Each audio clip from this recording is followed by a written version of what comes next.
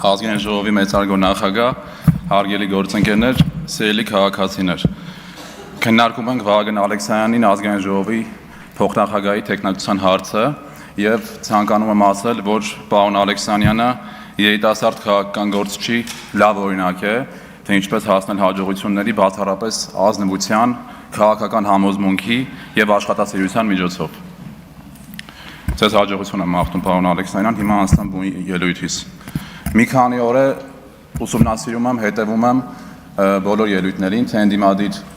խմբակցությունների եւ թե մեր իշխանական խմբակցության եւ մի քանի օր տեղի ունեցած նիստերից հետո արդեն կարելի է ենթադրել եւ կարելի է կարծիք ասել, որ ստացված է, կարծում եմ, պարոն Ռուբինյանի եւ մեր քաղաքական թիմի առաջարկը մասամբ կամ մեծամասամբ եւ ողջունում եմ այդ ընդդիմադիր պատգամավորներին, ովքեր որ պահպանում են այս պայմանավորվածությունը, իսկ այն պատգամավորները, ովքեր որ չեն պահում կամ առնվազն այս պահին չեն ցանկանում պահել այդ պայմանավորվածությունը, կխնդրեմ խմբակցությունների ղեկավարներին հորդորել եւս մեկ անգամ կոչ անել առնվազն վերադառնալ զրոական կետի։ Մենք մի անգամ էլ պարոն Կարապետյան, Տիկին Գրիգորյան կսպասենք ձեր քննարկումներին։ Հիմա արդեն անցնեմ ելույթներին, որոնք որ տեղի են ունեցել վերջին օրերին եւ անդրադառնալ պետք է անպայման եւ կսկսեմ իհարկե իմ նախկին եւ արդեն ներկա գործընկեր Մեսրոպ Մանուկյանից, քանի որ Երևանի ավականիում միասին ենք աշխատել եւ այժմ միասին ենք աշխատում գրքին։ Պարոն Մեսրոպ Մանուկյան, դուք ասում եք եւ խոսում եք մանկապարտեզներից, դպրոցներից, բայց այս մարդկանց պետք է ասել, պարոն Մանուկյան, որ Երևանի ավականու քաղաքացիական պայմանագիր խմբակցությունը հիմնել էր քննիչ հանձնաժողով, որը քննում էր 90-ականներից մինչև 2018 թվականը օտարված մանկապարտեզների հարցը, ում օրոք է դա տեղի ունեցել, ինչ պայմաններում, եւ հրավեր է ուղարկել ընդդիմադիր խմբակցություններին, այդ ժամանակ դուք այնտեղ ընդդիմադիր խմբակցության անդամ եք, եւ դուք չեք եկել եւ չեք մասնակցել այդ քննարկումներին։ Դրա մասին պետք է այս մեր գործընկերները բոլորը իմանան, իհարկե մեր սիրելի քաղաքացիները, ինչի համար դուք չեք եկել մասնակցել այն քննարկումներին, որը որ առաջնային է եղել Հայաստանի Հանրապետության եւ Երևանի համար, եւ երևանցիների եւ Հայաստանի Հանրապետության քաղաքացիների համար։ Գայք հասկանայք, որ նախագահի, որ քաղաքապետի օրոք ա եղել այդ օտարումները, որ այսօր գիշերային ակումբներ, հյուրանոցներ են դարձել այդ մանկապարտեզները կամ մասնավոր այլ սեփականություններ, ու դուք այսօր եկել եք ասում եք, քանի մանկապարտեզ եք դուք կառուցել կամ նորոգել կամ հիմնանորոգել։ 2020 թվականից մինչև 2026 թվականը 43 մանկապարտեզ է հիմնանորոգվել եւ նորոգվել, վերակառուցվել Երևան մայրաքաղաքում։ Եվ այժմ կան բազմաթիվ մանկապարտեզներ ընթացքի մեջ, որոնք կատարվում են շինարարական աշխատանքներ։ Կան խնդիրներ, այո, իհարկե կան խնդիրներ, որովհետեւ այնտեղ չկա խնդիր, որտեղ չկա աշխատանք։ 300 դպրոց 500 մանկապարտեզ կառուցող կառավարությունում չեն կարող չլինել խնդիրներ, եւ մենք հենց այդ կառավարությունն ենք։ Կամ ասենք խոսում եք ինչ-որ շինարարական տենդերներից, դուք չգիտեք ին վերաբերմունքը ոնց է առհասարակ անբարեխիղճ շինարարների նկատմամբ ու մասին, անկախ իր քաղաքական պատկանելությունից։ Ասում եք ԱԲԲ-ի մասին, ԱԲ-ն Քոչարյանի հետ փոխկապակցված, ինչքան էլ պարոն Քոչարյանը հիմա մերժի, բայց ասում եք հերո բարեկամ է, բայց բարեկամ է։ Եթե մենք քաղաքական հետապնդող լինեինք, պարոն Քոչարյան, մենք կթողեինք ձեր հետ փոխկապակցված անձը թեկուզ հերո մասնակցել տենդերի շինարարության, ու հանրապետությունում բազմաթիվ են այդ տենդերները, որոնք որ ձեր հետ փոխկապակցված մարդիկ են հաղթում։ Նախկին իշխանությունների Պարոն Մանուկյան, ես բազմիցս ասել եմ, այն մարդը, այն պաշտոնյան, անկախ իր պատկանելությունից քաղաքական եւ այն բիզնեսմեն, ով որ հարկատուների վճարված գումարները կվատնի,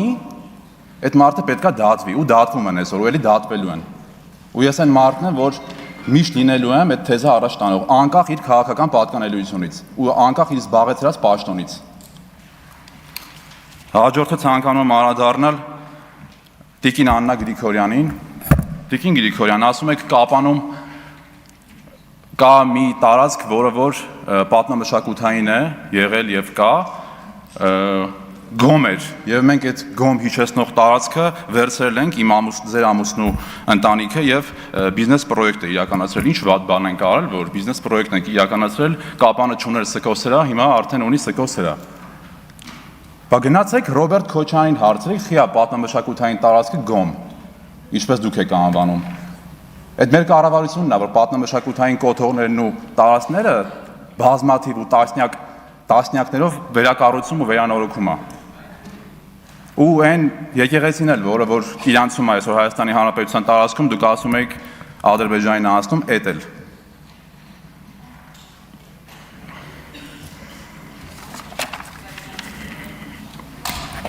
Հիմա անդրադառնեմ պարոն Քոչարյան ձեզ, քանի որ դուք էլ խոսեցիք ձեր հոր կառավարման ժամանակահատվածում Հայաստանում ճակերտների մեջ եղած խաղաղության մասին եւ տնտեսական զարգացման եւ աճի մասին։ Ինչ խաղաղության մասին է խոսքը, պարոն Քոչարյան։ Այդ 10 տարվա ընթացքում դուք գիտեք քանի վիրավոր եւ քանի զոհ ա եղել դիպուկահարի կրակոցից կամ այլ պայմաններում։ Դուք գիտեք խաղաղություն, այդ իսկ արդեն Հայաստանի Հանրապետությունում պետական սահմանին, այլ ոչ թե շփման գծին, ինչպես դուք եք սիրում ասել եւ ասում եք տասնամյակներ շարունակ, պետական սահմանին 2 տարուց ավելա չկան վիրավորներ եւ զոհեր։ Իրական խաղաղությունը հենց այդ է։ Շփման գիծ։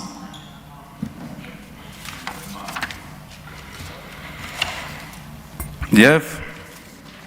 ես իհարկե կանրադառնամ պարոն Կարապետյան ձեզ, ես գիտեմ, որ դուք հայ առաքելական եկեղեցու հետևորդ եք, հավատացյալ, մենք հանդիպել ենք պատարակներին, տեղյակ եմ, որ գրեթե ամեն շաբաթյա ռեժիմով մասնակցում եք Սուրբ Սարգիս եկեղեցում պատարակներին, ենթադրենք ես 2 հարց ունեմ, էլի ձեզ, խնդրեմ ձեր ելույթում կամ հնարավորության դեպքում պատասխանել։ Ենթադրենք դուք չգիտեք, որ հայ առաքելական եկեղեցում կա կուսակրոնության ուխտը խախտած եկեղեցական, ընդ որում բարձր մակարդակի եկեղեցական, ինչպես կվերաբերվեք դրան, եթե դուք համոզվեք կամ եթե դուք ինքներդ ձեզ համոզեք։ Եվ մի շատ արդիական հարցել եմ ուզում ես ձեզ տալ, որը որ վստահաբար առաջիկա 5 տարիներին քննարկվելու է Հայաստանի Հանրապետության ազգային ժողովում, ուր են 300,000 ադրբեջանցիները, պարոն Կարապետյան։ Ինձ բազմաթիվ քաղաքացիներ, մենք քարոզչություն ենք իրականացրել մոտ 1 ամիս Հայաստանի Հանրապետության տարբեր մարզերում,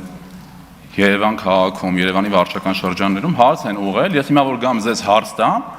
ասան խնդրում ենք, մոտ Նարեկ Կարապետյանին հարցրեք, խիա մեզ սպառնացել, խիա մեզ ահ տվել, ուր են այդ 300,000 ադրբեջանցիները, երբ են, ինչ ա լինելու իրանց հետ, ով դրա պատասխանը ով ա տալու, պարոն Կարապետյան։ Մեր ժողովրդին վախեցնելու, մեր ժողովրդին ահ տալու պատասխանը ով ա տալու։ Ձայն կորզելու միջոցեր, թեզեր, այդ թեզը կոտրված է, այդ թեզը կոտրված է, որովհետև դուք անգամ այդ դեպքում ընտրակաշառքի միջոցով եք այսօր հայտնվել Հայաստանի Հանրապետության ազգային ժողովում։ Բազմաթիվ են ապացույցներն ու հրապարակումները, բազմաթիվ։ Խնդրում եմ այս հարցերին կանրադառնաք, ուրախ կլինեմ լսել, շնորհակալություն, այսքանը։